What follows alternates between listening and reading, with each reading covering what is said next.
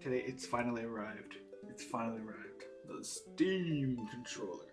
Steam. Like, you know how in Smash Brothers, when you win as Steve, or when you select him on the title screen, it was like Steve. What if it was that, but instead it was like Steam? Anyway, so we finally got the controller here. It finally arrived. It's May 9th as I record this. It came here like pretty fast. And yeah, here's the box, which will be censored because just like the other unboxings on my channel, I do not need any of you to know any info about me. Not yet. So here we go, we're gonna open it. Probably just gonna time lapse this.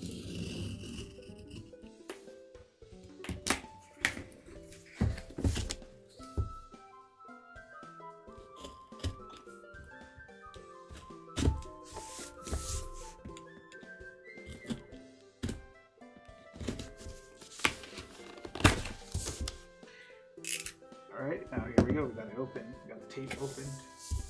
And opening it up, you can already see the box. Yes! Yes!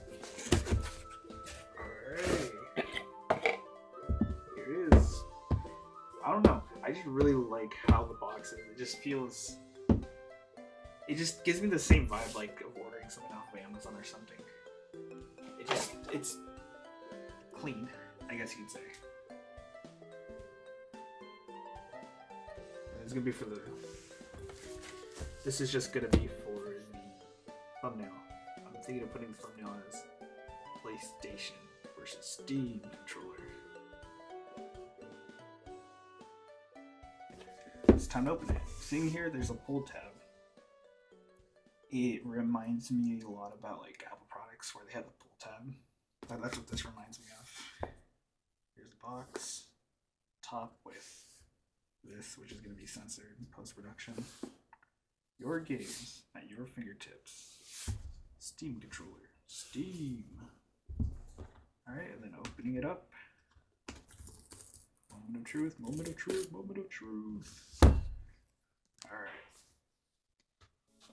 1, 2, and 3. Dang. Ooh. Oh, yo, that's awesome. A lot of people were like, a lot of my friends especially, they're like, and reviewers are like, oh yeah, this is controller's like really weird. Like, it may vary by people, but for me, like, from what I've seen on videos, they're like, yeah, this controller is pretty cool, but like it feels uncomfortable for my hands. But holding this, like, this isn't bad. Like, to me at least, I think the DualSense feels weird. I prefer the DualShock 4, but this is kind of like an in-between. It's a little big, but it's not enough to like be a disturbance. Like, I can fully reach everything without being like annoyed with it. Got the back paddles, the thing where the puck goes, which is right here. Very cool, very cool. Thank you, Valve.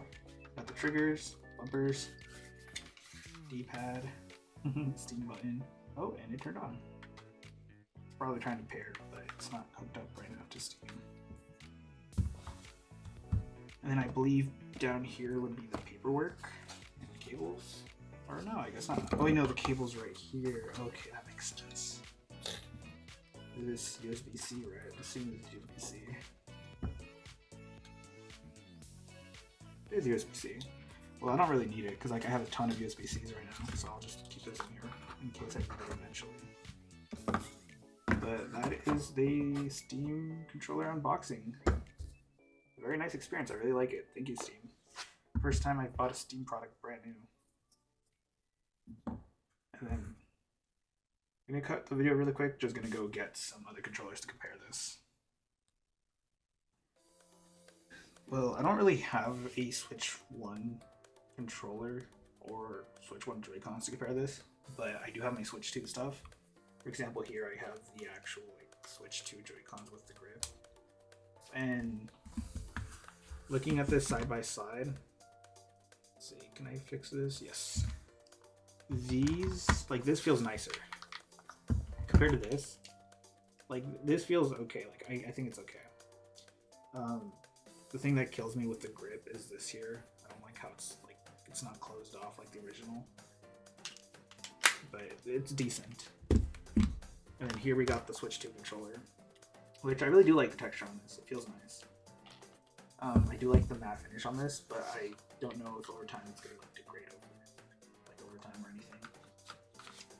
Here we have the back pedals on these ones too, which also feel nice. I really do like the Switch 2 Pro controller. But what I do like about the Switch 2 controller, which there's probably going to be like a modification for the Steam controller at some point, but if you notice here, the analog stick doesn't actually touch the rim of the controller, so it doesn't degrade over time. It doesn't feel like rusty or crusty, I guess you could say. Like for example on the Wii U Pro controller, which by the way, this feels nice. I like this, but it also feels really cheap and light. But you can see here that the analog stick is rubbing against the plastic, and then over time it degrades and it just doesn't feel right compared to when it's brand new. Meanwhile, with the Switch 2 Pro controller, I believe from what I remember seeing videos, there's like plastic that like has the actual like joystick mechanism touching it, and not the actual like thing here is like actually touching it, and it feels nice. It gives a smooth experience. It feels nice and smooth. Like I really love how this feels.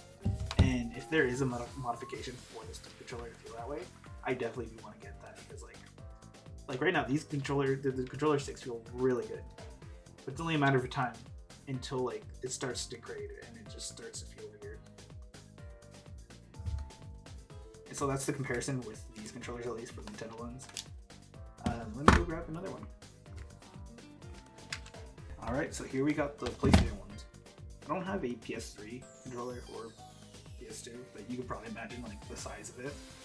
But comparing it to the DualShock and especially the DualSense, like I said earlier in the video, it's kind of an in-between of feel for these. In a weird way, like the, how do you explain it? Like I like this. This feels nice. Like I feel like I'm able to touch everything all at once, and I get a good grip from it. Like especially these, I like how this is like rounded here. Like it gives me a good grip. But then again, it does also feel really cheap. Meanwhile, with the DualSense, like it's a much premium quality, much heavier, much bulkier. But like I feel like a little weird with this one. Like, it doesn't, like it fits comfortably. Don't get me wrong, it's a nice controller. But I just like how like this fits in my hand just nicer. When it comes to like the PS5 controller, a lot of people are like gonna see these head to head because like let's be honest, like the Xbox controller, it's nothing special. It's the same as the Switch Pro controller, but even the Switch Pro controller has like more features than the Xbox controller. But actually comparing it to the main two that's gonna be compared on the market, maybe Xbox, maybe Nintendo Switch, but it's mostly gonna be these two. These two are gonna be the ones that you think of when you get a controller. And like I like this. This feels nice. This, on the other hand, it just feels like I like this D-pad already. Like this D-pad is way better, like, even better than on the Switch Pro controller. Like these ones are nice. I like these, but like this just feels nice. Like I just love how like there's a divot here to where your fingers can just rest.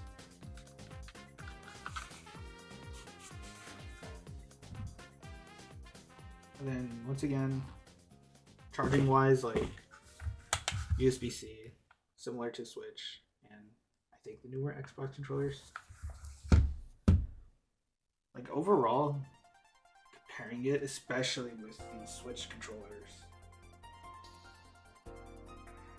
like I don't know if Sony has increased the price on their controllers, but I know that these ones, like the Switch 2 ones, these are also expensive. And to compare the price points, like people online would be like, oh, 100 is too much for this controller. I'm like, I think it's a fair amount. You get enough value for this compared to these Joy-Cons. These Joy-Cons are the same price, and yes, they technically act as two controllers because they're Joy-Cons. But in terms of features and quality, like this just knocks it out of the park. So here's the Xbox Elite controller, and then this brings back another topic. This is an Elite one, but it goes back to what I was thinking of earlier when you see the Steam controller, it's kind of a middleman. It can do most of this, but also it kind of gears more to the higher end. Kind of like a middle point, I guess you could say. Like it has more features than what these here could offer, like regular PlayStation, Switch, or Xbox controllers. But it's not all the way like the Elite or the DualSense Edge. But I feel like it offers a good amount of value to where like I feel like I'd be content to just have this and replace it compared to the others. But overall, like comparing these to all the other controllers, like this is not bad. This is like you could easily tell like they put into like a lot of care and attention to this. Like you could easily see this rivaling the DualSense.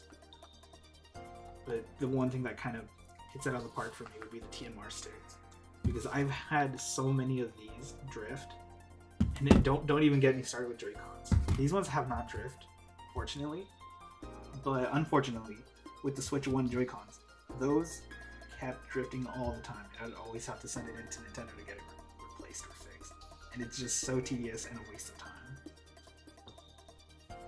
But besides that, that's kind of it. I don't really have much else to say. I just kind of wanted to box it compared to the controllers.